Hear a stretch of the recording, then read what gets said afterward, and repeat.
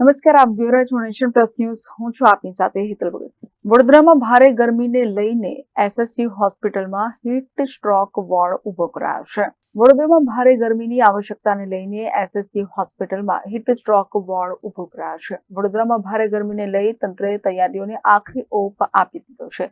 આગામી સમયમાં ગરમી વધવાની શક્યતાઓને લઈને આ તૈયારી કરી દેવામાં આવી છે, જેમાં વડોદરામાં પણ તાપમાન 42 ડિગ્રીને પાર થાય તેવી શક્યતાઓ વ્યક્ત કરવામાં આવી છે.